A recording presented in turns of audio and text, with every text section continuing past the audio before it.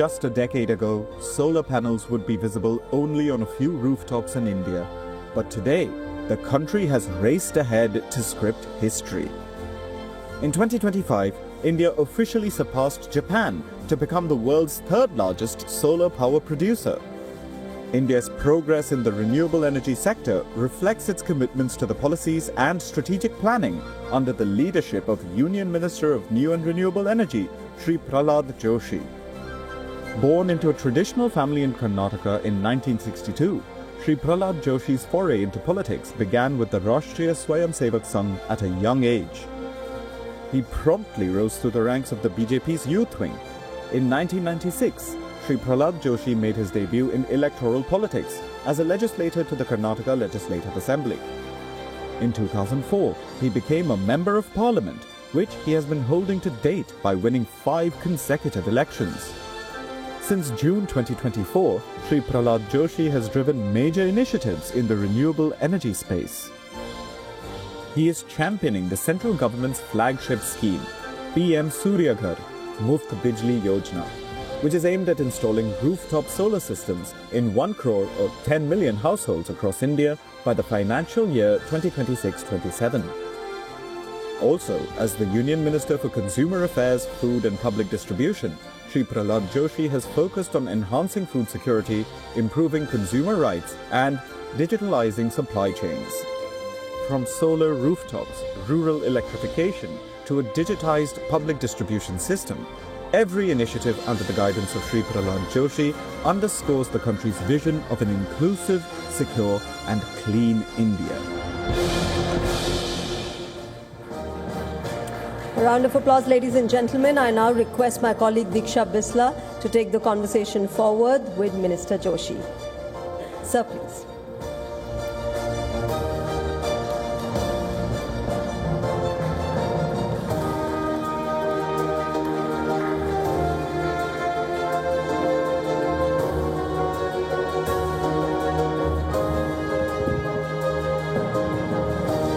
Good afternoon, ladies and gentlemen. We're already in the middle of a very engaging day tracking the pulse of change across sectors. And perhaps if there's one space where that pulse is the most dynamic and the most decisive, it has to be energy. And it's our pleasure to have with us Honorable Prahlad Joshi, sir. He's the Union Minister for New and Renewable Energy. Sir, thank you so much for making time for us and joining us on WION World Pulse.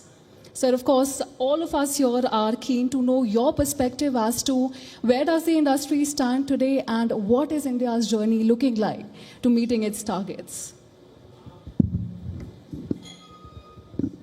As far as renewable energy and through non-fossil sources, whatever the target we have set that has been achieved, that has been shown in the promo also. Whatever you have just showed the video clipping, it is also there in that.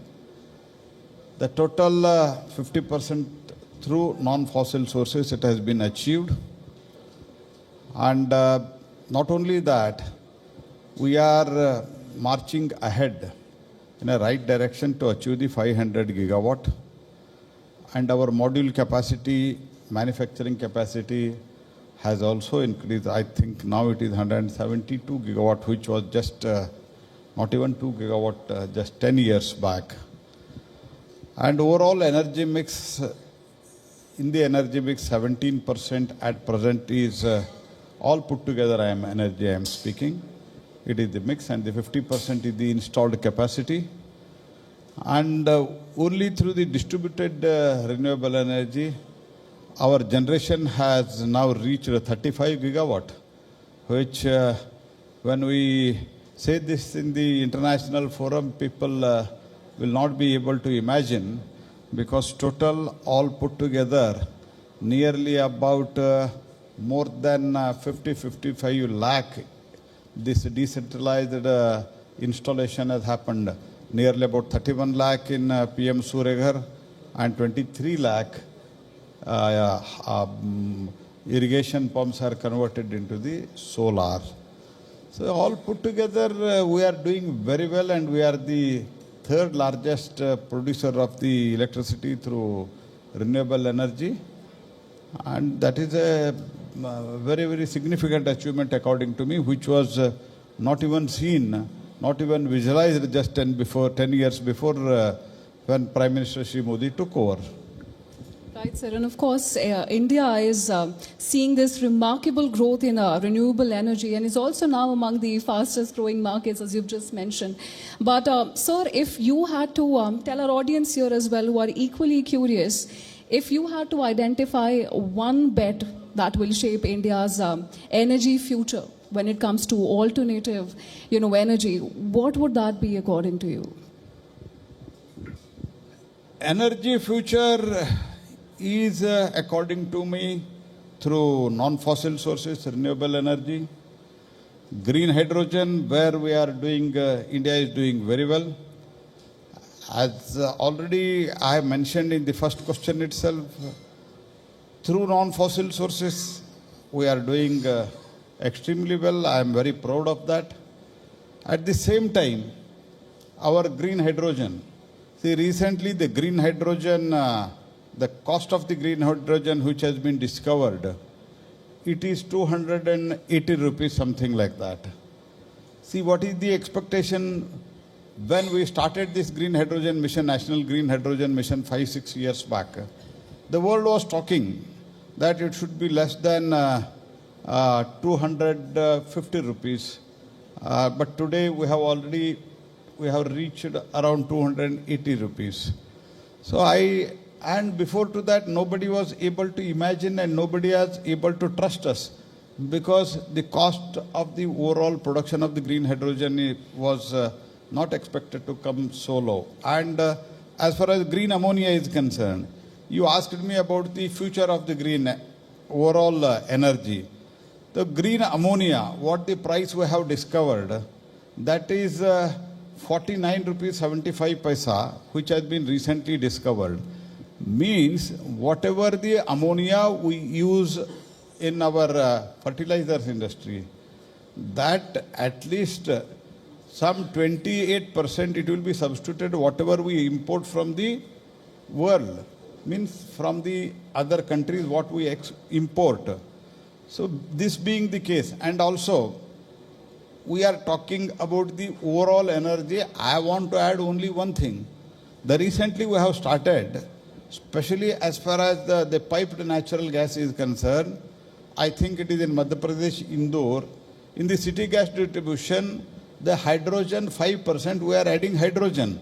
Means that much of natural gas which we are importing and we are providing it through pipe to the households and even to the commercial establishment and industry. If this 5%, it has been proven successful. So like that, if our mix can be further increased, enhanced, that much of import will be reduced. And as far as manufacturing of the in the manufacturing sector, whether it is shipping, whether it is steel, in many such things, green hydrogen can be an alternative. Only question was cost. But now, the hydrogen, that is grey hydrogen, which costs around 180 to 140 rupees in the Indian rupees. Now our green hydrogen, it has come down almost up to 280 rupees. Then it means in coming days, if it is further come down by another 30-40 rupees, I am quite hopeful of that. Then one is there is a huge scope for the export also, and our own hydrogen, we can use it domestically also as an alternative source of the fuel. So these are the things. See, one thing what was never imagined, today that is being seen, that actually it has been shown as a success story to the world, not only to the India, even to the world, that has been shown. And why people are interested to invest in India, whether it is green hydrogen or green energy overall? Because here is a success story. That's why I am confident that whatever you are speaking of the energy future, that future is in the renewable energy. That future is in India because we are in the right direction. Quite long back, Prime Minister Modi, when he was the Chief Minister, he thought of this. Right, and it is a remarkable feat, so there's no, no two ways about it. But as we move into this more complex phase of integrating renewables at scale here, Now, building storage, then strengthening the infrastructure. We're seeing development in pockets of, parts of India. We've seen Karnataka. But the single biggest challenge right now is perhaps how to scale this. And how would you... How to? I could not... How to scale, sir? How to scale it large, make it more accessible for, the masses? And is there a challenge in scaling that which perhaps needs more focus as we move toward this target of ours? No. You are speaking about challenge because you are here on the dais. I'm not properly audible because I think sound system, there should be some wrong in that. I'm not able to catch you properly, but you say you are talking about the challenge. The challenge is, yes, in every sector there are challenges. I don't say no. Whenever we start, if you just imagine 20 years back, 25 years back, when there was solar power, if you mean solar electricity, if you just, you imagine, 20 years back it was 20 rupees per unit. Today it is 2 rupees 15 paisa, 2 rupees 30 paisa. With the storage, it is 2 rupees 80 paisa. With the battery storage, with wind, battery and solar, purely solar, it is all put together, it is nearly about 4 rupees. Add firm and dispatchable renewable energy is less than 4 rupees 50 paisa. If you compare it to the new thermal power, it is 7 to 8 rupees, which has been, of course, I am not telling because I was the coal minister previously. I handled the entire 5 years coal, and I think recently I was the only minister who handled the entire 5 years coal ministry, and I know what is the importance of the coal. But having said that, I know that because of the coal and coal mining, its overall capex for the thermal power plant, it naturally costs more. But here emission is less, and there is no much environmental issue. Third thing is cost-wise, firm and dispatchable renewable energy, that is less than 4 rupees 50 paisa to maximum 5 rupees. That means we are saving almost minimum 2 rupees to 2 rupees 50 paisa per unit, even if it is firm and renewable dispatchable energy, FDRE, what we talk, that is less than 5 rupees. Means almost 2.5 rupees to 3 rupees we are saving. That is one point. Second point, as I told in the beginning itself, our total installation in PM Suryaghar, whether it is in PM Kusum, where electricity is generated in so many places, there itself they can charge their vehicles. There itself, electric vehicle, whatever is now, India is, that also we are leading it. And electric tractor, whatever you use the equipments in the agricultural, there also the energy saved is energy earned. These are the and challenges. As far as challenge is concerned, now transmission is a challenge, I agree. Grid stability is a challenge. For that, we are using, we have to use the new technology. For that, now we have come out with the storage, battery storage.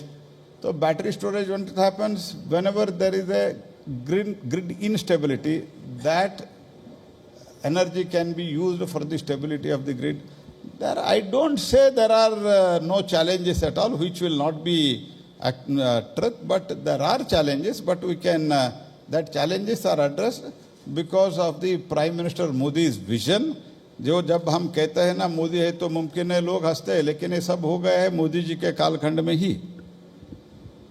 Absolutely, sir. And from this conversation, if there's one thing which has become clear, it's of course India's energy transition is not about just meeting targets. It's also about shaping a future which is more secure, it is more sustainable, and definitely more interconnected. And on that note, thank you so much, sir, for joining us today and sharing your insights with us.